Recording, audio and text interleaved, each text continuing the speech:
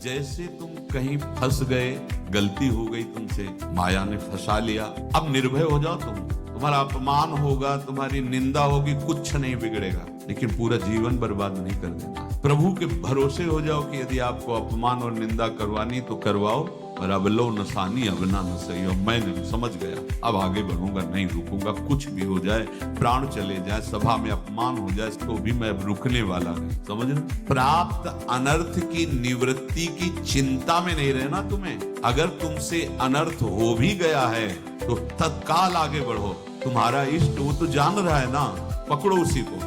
आप जान रहे थे मैं फिसल रहा था, आपने नहीं रोका ना, चलो अब आपके ऊपर है। आप चाहे अपमान करवाओ, चाहे निंदा करवाओ, चाहे आप हमारा ये शरीर छुड़वा दो, अब मैं आपको छोड़ने वाला नहीं। बिल्कुल ये बात पकड़ लेना। ये जीवन में कई बार ऐसे अवसर आते हैं जहां हमारी भक्ति को बाधित करने के लिए माया ऐसे कांटे फैला देती है और हम असमर्थ हो जाते हैं, हम दब जाते हैं। कुछ गड़बड़ नहीं होगा, मृत्यु से ज्यादा कुछ गड़बड़ होने वाला नहीं। जो गड़बड़ हो गया अब दोबारा होगा नहीं, और उसमें हम दबेंगे नहीं, हम उसे क्रॉस करके आगे बढ़ेंगे भगवत मार्ग। कुछ नहीं होगा, विश्वास करना। वो ऐसे फूल जैसा निकाल के तुम्हें अलग कर देंगे। विश्वास रखना, विश्वास रखना। इस बात पर हम जोर दे के कह रहे हैं, नहीं फंस जाओगे, फंस जाओगे। कभी इष्ट गुरु से छुपाव मत करना कि अगर ये जान गए तो। नहीं, जानो, तुम जानो। क्यों जाने? गलती तो तूने की है। अगर हमारी गलती है तो आपकी भी गलती है। कैसे? छोटा बालक जब गिरता है, माँ दौड़ के उठाने जाती है ना, तो पहला रोष दृष्टि उसकी माँ की होती है। अब तो उठा रहे हो, और जब गिरने जा रहे थे तब क्यों दृष्टि नहीं डाली? अगर पकड़ लेती तो गिरता ही क्यों नहीं? तुम्हारी माया बाजी पसारी विचित्र, सुन मुनि मोहे काकी कोड़, कह हरिदास तुम्हारे हम जीते। तो ये अपने संबंध बल से बात कर रहे हैं। झुकना नहीं, टूटना नहीं। माया का कार्य है झुका देना, रौन देना, और पश्चाताप मत करना। प्रायः कहा जाता है प्रायश्चित करो, पश्चाताप। हमारे पास समय नहीं है। राधा राधा राधा सब हो गया, पश्चाताप बढ़ा गए। नहीं तो इसी चिंता में गलती हो गई।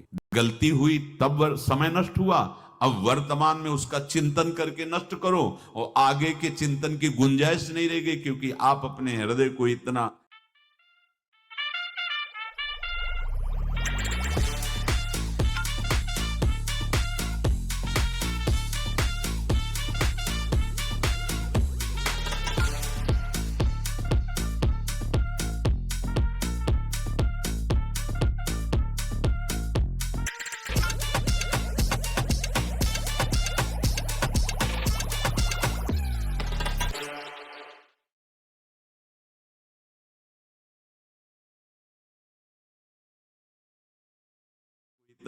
गिराते चले जा रहे हो हृदय का स्तर कि उत्साह ही नहीं रह जाएगा। यह ऑपरेशन है सीधे भगवत प्राप्ति के लिए। बिल्कुल दृढ़ विश्वास।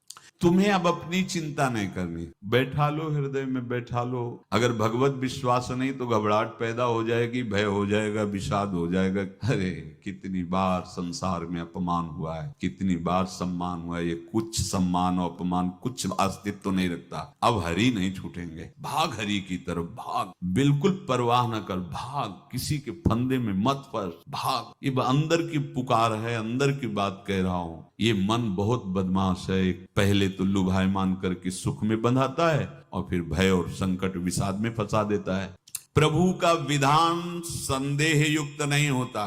निसंदेह तुम्हारे सामने वो विधान प्रकट होगा जिससे तुम्हारा परम मंगल हो जाएगा। परम मंगल हो। डरना बताया नहीं तो एक बार प्रेम भगत की बात हो। हमारे पास प्रेम जी आते थे, बहुत नाम जापक थे, श्री हरिवंश श्री हरिवंश। तो उनसे पूछा आपकी ऐसी नाम निष्ठा कैसे आई? तो उनका गलती से नाम निष्ठा कैसे आती है? तो किसी पद के अधिकारी थे जिसमें किसी कानून के विरुद्ध उसमें दस्तखत कर देने से करोड़ों रुपया उनको प्राप्त होना था। तो रात्रि में ऑफिस में बुलवा के उन्होंने वो गलती कर दी दस्तखत की। बड़े अधिकारी थे, और वो उनको पता नहीं था कि वो षड्यंत्र है, और पहले से कैमरा रख दिया गया था। पूरा वीडियो लेते देते, बातचीत करते, दस्तखत करते, सब प्रमाण। तो सुबह जो उनकी आरती उतारी गई समाज में, तो बस घर वाले भी उनसे कि जैसे पुत्र थे पत्नी के, पिताजी पापा आपसे ऐसी सियासत ही मार दिया हम सब लोगों को आपने। कब हम लोगों ने धन की मांग की आपसे, आप इस अवस्था में ऐसा कर, तो घर से ये वचन और बाहर तो सब उपहास उनका, और उन्होंने निश्चय किया रात्रि में आत्महत्या कर लेंगे। कर्म बड़ा विचित्र होता है। पर वो वृंदावन पहले से आते थे और हरिवंश उपासकों से मिलते रहते थे। गुरुदेव भगवान से भी उनका परिचय था। गलती किसी से भी हो सकती, चूक है, यही तो है ना। कंचन कामिनी कीर्ति, कहीं भी लुभायमान, शायद उनके मन में लगा होगा कि दस्तखत कर लेंगे और मिल जाएगा, वृंदावन वास करेंगे, झंझट छूट जाएगी। कुछ ना कुछ ऐसा आया होगा, क्योंकि वो अधार्मिक प्रवृत्ति के नहीं थे, पर क्रिया तो हो गई ना, वो षड्यंत्र था वो। उन्होंने सोचा रात्रि में अब हम प्राण त्याग। तो धाम आना और रसिकों के संग के प्रभाव से एक दिव्यता प्रकट हुई। वो सबके सामने सोने का नाटक करके लेट गए, तो परिवार वालों, नजर तो सबकी थी कि विक्षिप्त हैं, परिवार वालों को लगा सो गए। तो रात्रि जब सोए थोड़ा ऐसे, तो वास्तविक नींद आ गई और स्वप्न में देखा कि कोई उनसे कह रहा, देखो तुम्हारे सिरहाने सेवक वाणी रखी है, इसको पकड़ो, मरने की जरूरत नहीं, सब ठीक। जगह तो सेवक वाणी सिरहाने रखी हुई थी। जैसे एक भक्त को तुलसी दल नामक ग्रंथ सिरहाने रखा, अरे अलौकिक शक्ति संपन्न भगवान और भगवान के पार्षद। बस सब बात हट गई और उनकी जिह्वा और उनके मन ने, जैसे ना मरने वाले को प्राण मिल जाए कि भाई प्राण रक्षा, ऐसा को श्री हरिवंश रसिक समाज में जब आते थे उनका अच्छा सम्मान होता। तेजो में चेहरा, वयो वृद्ध शरीर, श्री हरिवंश श्री हरिवंश ऐसे चलता रहता, बात करते और श्री हरिवंश श्री हरिवंश ऐसी नाम में रति देखी। देखो ना क्या हुआ, क्या हुआ, घटना क्या थी, दृश्य क्या था, जीवन बिल्कुल व्यर्थ हो क्या गया, लोक सम्माननीय जीवन बन गया, महात्मा बन गए और भगवत प्राप्त हो गए हैं, उनका शरीर छूट गया है। तो यहाँ कह रहे हैं कि तुम्हें किसी भी हेतु से अपनी चिंता नहीं अब करनी।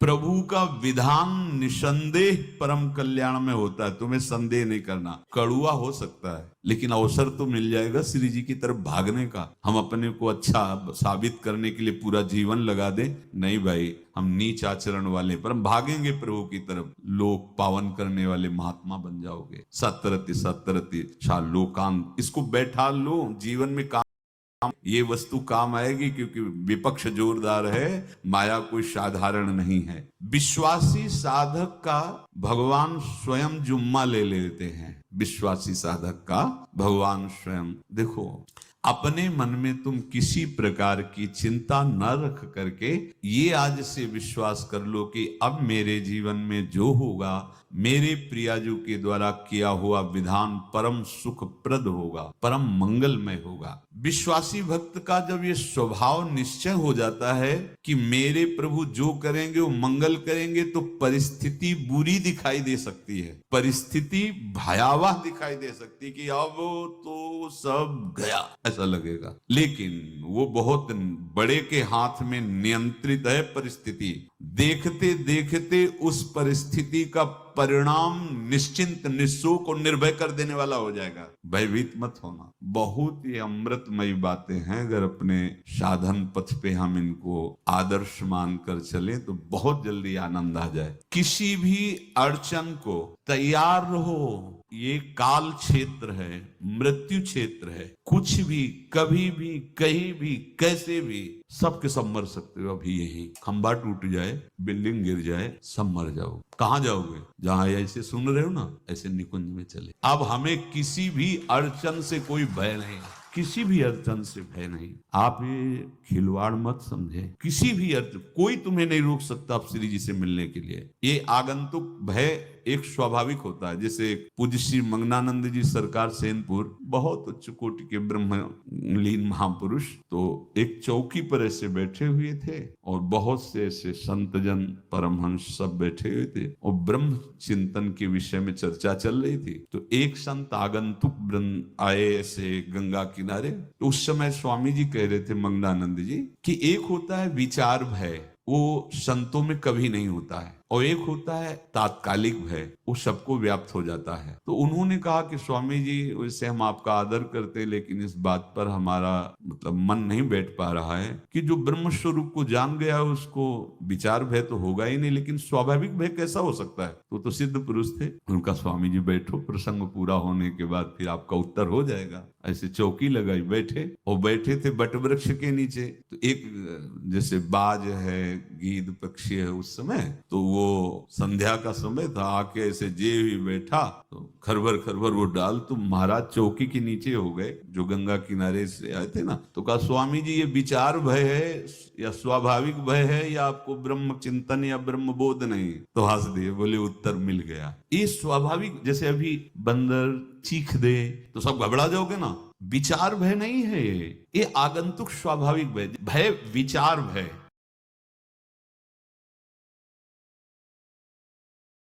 नहीं, वो वही प्रसंग चल रहा है, भगवान प्रमाण देते चले जा रहे हैं। देखो, कोई भी भय, कोई भी अड़चन अब तुम्हारा अमंगल नहीं कर सकती, पक्का मान लीजिए, डरो मत। देखो, इसमें इसीलिए प्राणों की बाजी लगा के, अब हमारे प्राण नहीं हैं, हमारे प्राण प्राणनाथ को समर्पित हैं। मेरे प्राणनाथ श्री श्यामा तो क्यों भय करें? तो हम ये सब कर किसके लिए रहे? श्यामा जी के पास पहुंचने के लिए। श्यामा जी के पास पहुंच गए, हमें श्यामा जी के पास जाना है। ये बिल्कुल छोटी मोटी बातें, अंदर ये जो सांसारिकता है, इसका त्याग करो। आप इस बात को समझो। गुरु गोविंद सिंह, लाखों की समाज बैठी हुई थी, उन्होंने कहा कि अगर तुम आजादी चाहते हो तो तुम्हें अपने प्राण देने पड़ेंगे। हमें खड़ा हो कोई व्यक्ति जो अपने प्राण देना चाहता है, मैं उसे आजादी। आजादी दो प्रकार की, प्राकृतिक आजादी और एक दिव्य आजादी, दोनों देने में समर्थ थे गुरु गोविंद सिंह। हाँ, इसको के आचार्य हैं। बहुत ही अध्यात्म बल और शारीरिक बल से भी पुष्ट एक खड़े हुए हिम्मत, बोले आ, गड़ासा हाथ में, अंदर गए और ऐसा लगा कि उनकी गर्दन उतार दी गई और ऐसे रक्त प्रवाह सा नाली से बहा, जो सबको दिखाई दे रहा था। और कोई है? At Windows is built to reimagine what's possible for you and the organization you lead, with security built in.